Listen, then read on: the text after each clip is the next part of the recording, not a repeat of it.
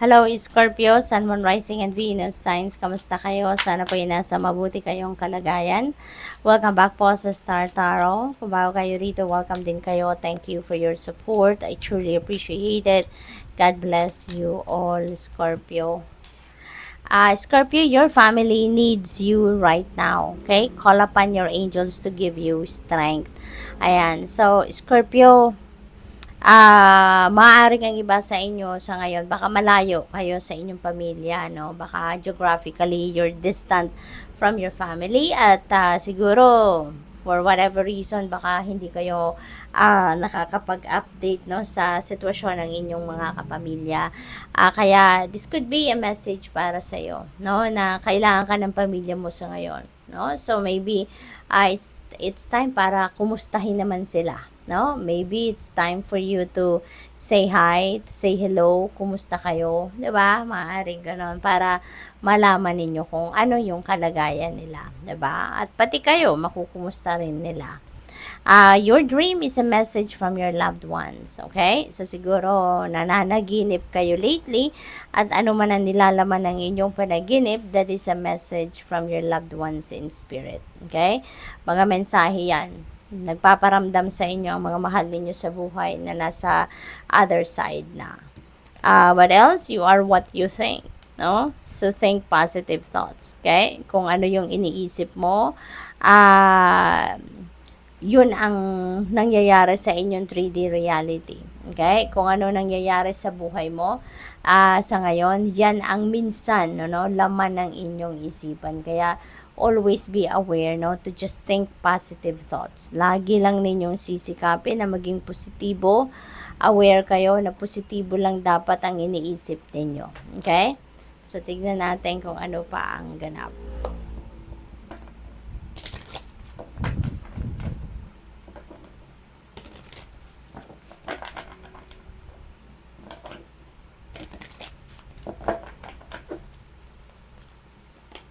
We have justice. Ayan, so there is justice will be served sa inyo. Kung ano yung para sa iyo, yan ang siguradong makukuha mo. Yan ang makakamit mo. You deserve justice. That's what you're getting. You deserve balance. That's what you're going to experience. Diba? Maaring ang iba sa inyo dito baka meron kayong mga ipinaglalaban, sa korte man yan or sa trabaho man, mga karapatan ninyo sa pamilya, whatever it is or wherever it is, no? Yan ay maaaring makuha nyo na sa ngayon. Kaya good luck sa iyo, okay?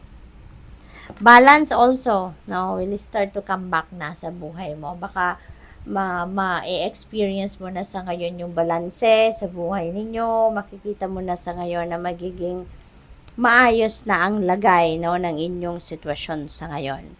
We have 10 of Swords. Ayan. So, 10 represents endings and beginnings. Okay? Dito naman sa 10 of Swords, there are endings, no, of painful situations. Maaring ganon. Baka kasi in the past, nagkaroon kayo rito ng na-betray kayo, naloko kayo, na-traidor kayo, mga ganon. No? Pwedeng nangyari yan sa inyo. No? Nang ginawa yan sa inyo ng inyong mahal sa buhay. Syempre, 'di ba? Sinong mag-aakala, 'di ba, na ang mahal mo sa buhay pwedeng gawin 'yon sa iyo.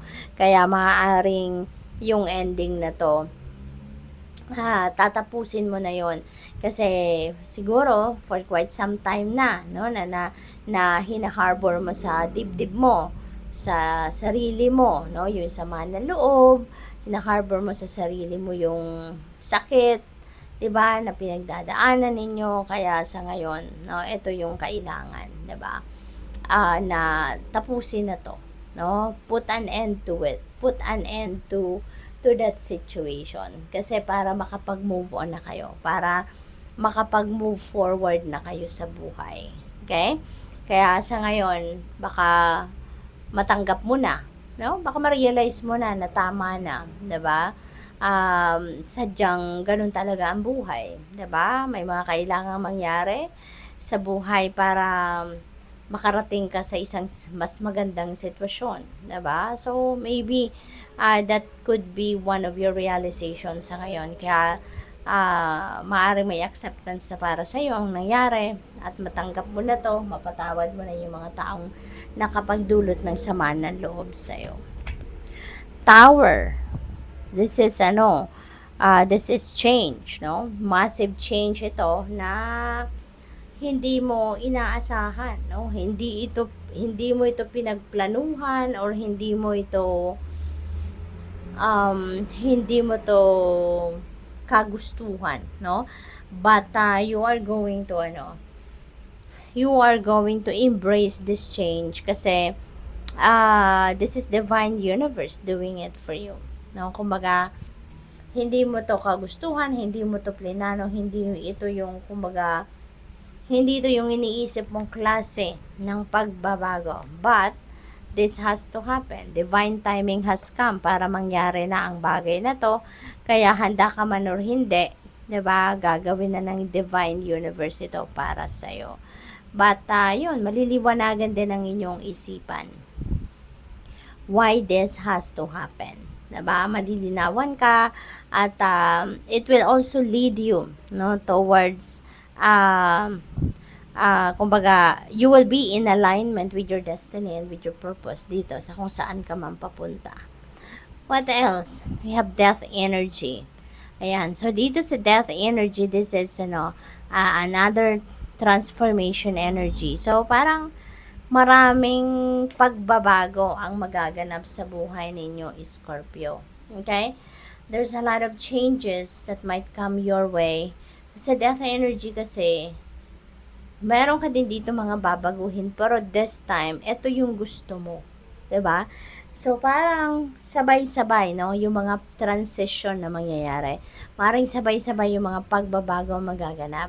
Maaari din na baka makikita mo na merong ginagawang pagbabago or gustong baguhin ng universe sa buhay mo, kaya sasabayan mo na lang, pwedeng ganon, no? Na maaaring sasabihin mo sa sarili mo na nandito na tayo, 'di ba? May mga pagbabago na magaganap, anuhin na natin, lubusin na natin. Kaya maaaring meron ka ding mga changes na gustong gawin sa buhay mo na maaaring ngayon isa sa katuparan mo na din, no? At that could be in various areas of life. Pwedeng sa relationship yan related, pwedeng sa trabaho, sa pakikisama.